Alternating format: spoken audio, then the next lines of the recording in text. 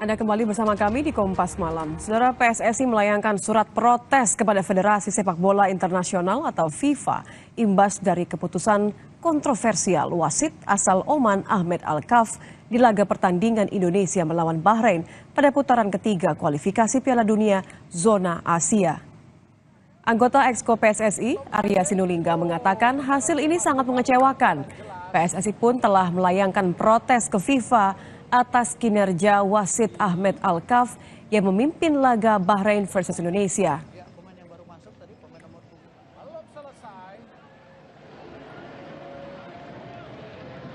Kita tahu bahwa ini sangat mengecewakan.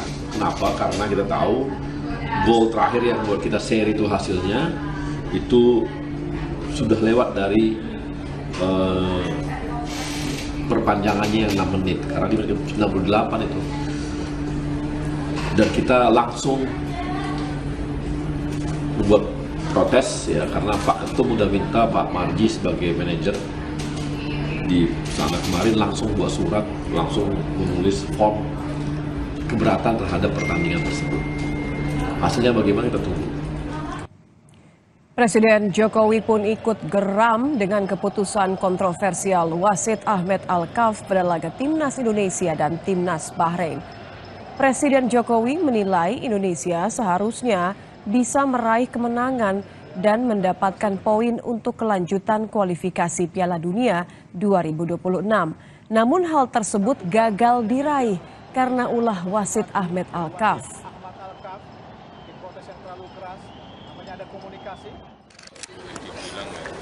Gondok banget. Kenapa Pak gondok banget? Gimana sudah 21 ya kan, ada tambahan 6 menit tapi sudah 9 menit belum dibunyikan, dan pada detik terakhir 4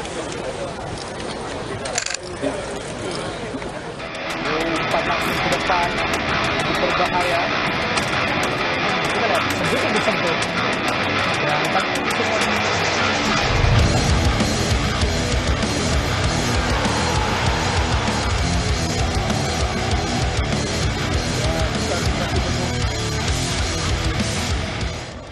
wasit Ahmed Alkaf yang memimpin pertandingan Bahrain versus Indonesia jadi sorotan.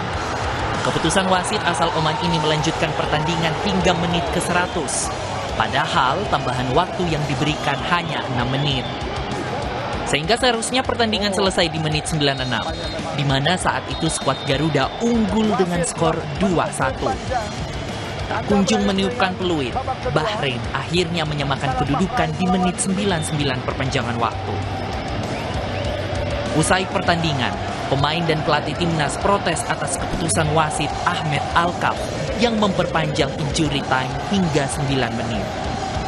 Pelatih Indonesia, Sintayong, mengaku menyesalkan keputusan wasit yang dianggap merugikan skuad Garuda. Tak hanya soal tambahan waktu, keputusan wasit yang tidak memberikan tendangan bebas kepada timnas Indonesia saat Rafael strike dilanggar pemain belakang Bahrain juga diprotes Sintayong karena wasit Alkaf hanya memberikan drop ball kepada pemain timnas. Sintayong menyebut Konfederasi Sepak Bola Asia (AFC) harus memperbaiki kemampuan dan kinerja wasit di Asia jika ingin sepak bola Asia berkembang. 선수가 바레인 선수 두 팀 다 뭐 마지막까지 열심히 잘 싸워줬고 마지막까지 잘 싸워줬지만 좀 아쉬운 부분 일단 뭐 레프리 얘기를 안 할 수 없고 좀 더 우리가 AFC가 발전하려면 그런 부분에 있어서 왜 그런 판정들이 자꾸 나오는지에 대해서 너무 이상하다 생각한다고. 경기를 안 봐서 묻는지 모르겠지만 왜 한다는지에 대해서는 직접 본 분들은 다 생각할 것이고 TV 중계 보는 사람들도 느낄 것이다. 6분 줬지만 6분 이상 훨씬 더 많이 보는 것은 잘못된 것이고 우리 선수들이 부딪히기만 하면 우리는 파울이고 왜 상대는 그냥 매 경기 그냥 진행하는 데 대해서 도대체 이해가 안 된다. Kemarahan Sintayong atas kepemimpinan wasit Alkaf saat memimpin pertandingan Indonesia-Bahrain terlihat saat waktu konferensi pers. Saya menolak berjabat tangan dengan ofisial Bahrain. Tidak hanya di lapangan, banjir kritik pun ramai di luar lapangan. Pengamat sepak bola Justinus Laksana melayangkan kritik keras terhadap kepemimpinan wasit Ahmed Alkaf. Coach Justin menyebut kemenangan timnas Indonesia dirampok. Itu gua harap PSSI lewat Pak Erik langsung tanda tangan melakukan protes keras. This is not acceptable. Dan kalau perlu pemerintah juga melakukan kalah menang itu hal yang biasa, tapi ini tidak dengan cara seperti ini. Ini kita dirampok. Benar-benar dirampok. Extra time 6 menit itu pun udah kelamaan, ditambah 3 menit alasannya apa dari 6 menit itu? Kok bisa tambah 50%? Sejumlah media asing pun turut menyoroti kontroversi yang terjadi di laga Bahrain versus Indonesia. Media ternama ESPN menyebut drama di menit akhir yang menjadi kontroversi karena peluit akhir tidak berbunyi meski telah lewat waktu yang diberikan. Media asal Vietnam pun turut menyoroti keputusan wasit. Mereka menulis 6 menit waktu tambahan telah berlalu, tapi wasit tidak meniup peluit akhir. Dengan hasil imbang ini, timnas Indonesia saat ini berada di posisi kelima klasemen sementara grup C dengan raihan 3 poin dari hasil 3 kali imbang. Selanjutnya, Indonesia akan kembali bermain tandang untuk menghadapi timnas Tiongkok 15 Oktober mendatang.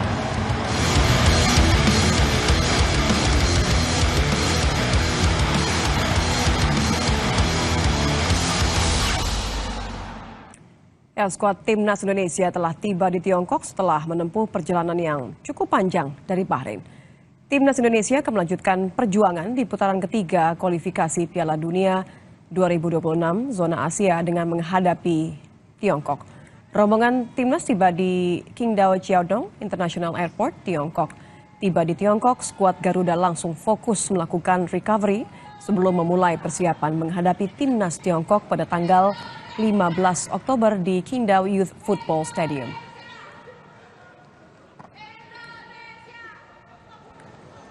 Ya, saat ini Indonesia sudah langsung mengalihkan fokus mereka.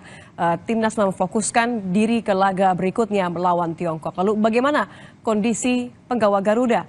Kita akan tanyakan kepada manajer Timnas Indonesia, Sumarji. Selamat malam, Pak Sumarji. Ya, selamat malam. Assalamualaikum. Waalaikumsalam warahmatullahi wabarakatuh. Saya rasa tidak ada satupun orang Indonesia yang begitu kecewa, begitu marah, tapi saya harus mengapresiasi bahwa timnas bisa langsung fokus, bisa langsung move on. Bagaimana kondisi pemain saat ini? Ya, jadi selesai kita melaksanakan pertandingan semalam dan kita paginya langsung terbang ke Qingdao. Alhamdulillah kita semuanya bisa tiba dengan baik-baik saja dan selesai tiba kita langsung ke hotel dan kita konsolidasi sekaligus menyampaikan kepada seluruh pemain agar melupakan pertandingan Bahrain dan kita harus benar-benar fokus di pertandingan lawan Cina. Karena pertandingan di Cina ini, di Qingdao ini adalah pertandingan yang sangat-sangat penting ya, bukan hanya penting tapi sangat-sangat penting dikarenakan kita harus bisa meraih poin penuh dengan kita kemarin tidak bisa mendapatkan poin penuh. Saya kira anak-anak semuanya sudah sepakat dan kita awali begitu tiba di sini dengan semangat tinggi dan semangat ingin betul-betul memperbaiki kekurangan kemarin dan ingin membuktikan bahwa di Cina kita insya Allah akan bisa mendapatkan poin penuh sesuai dengan harapan, target, dan keinginan dari federasi.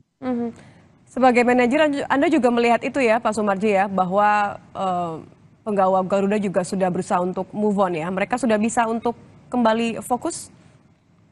Oh iya, iya, secara otomatis. Jadi kalau anak-anak begitu tiba di Qingdao sini sudah semuanya fokus semuanya sudah tidak memikirkan pertandingan kemarin dan dari raut wajah walaupun capek tapi kelihatan sekali semangatnya itu kan menandakan bahwa anak-anak betul-betul ingin fokus gitu ya, ingin fokus dan anak-anak pun juga menyampaikan benar-benar ingin recovery dirinya dengan di sini, karena kebetulan di sini juga tim dokter juga semuanya siap, fisio juga semuanya siap, betul-betul mempersiapkan dirinya dengan sebaik-baiknya, dikarenakan kan waktu juga tidak terlalu lama di sini juga, Betul. sehingga waktu yang ada betul-betul dipersiapkan itu dengan sebaik-baiknya. Ya, tanggal 15 sudah bertanding. Artinya besok apakah sudah mulai berlatih? Bagaimana mungkin kondisi cuaca, kondisi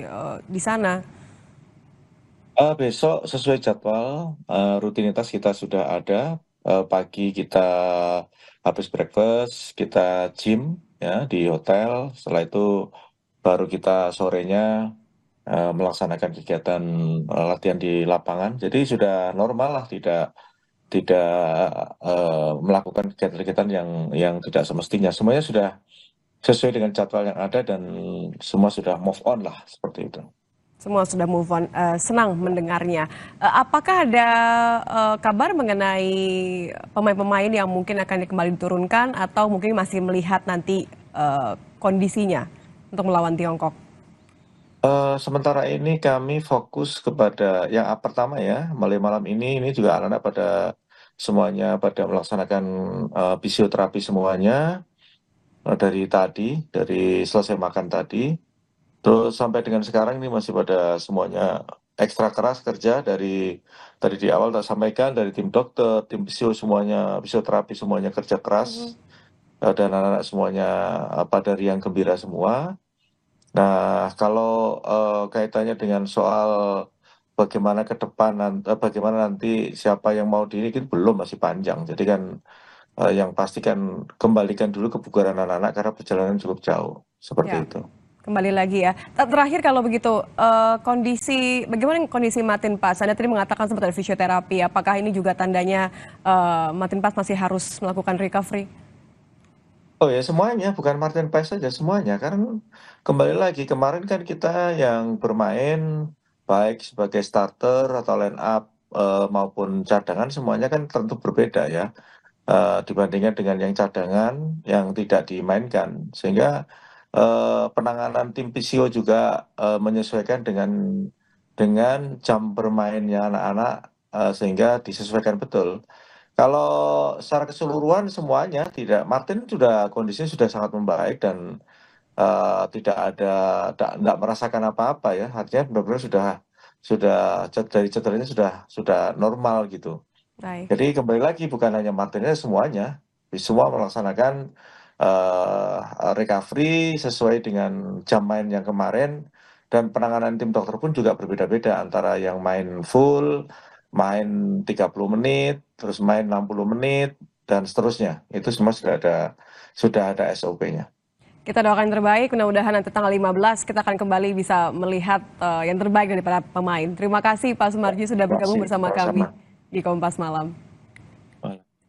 Kami hadirkan informasi lain di Kompas Malam, saudara, diantaranya mengenai Presiden terpilih Prabowo Subianto yang mengingatkan para calon menteri yang akan mengisi kabinetnya kelak untuk tidak mencari uang dari APBN dan APBD. Prabowo mewanti-wanti agar para menteri ataupun partai politik tidak coba-coba berbuat curang.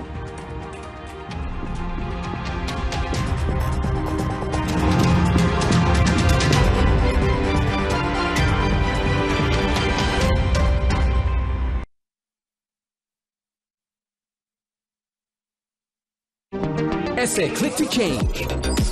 Essay Change Applement. Essay Change Juicy. Essay Change Great.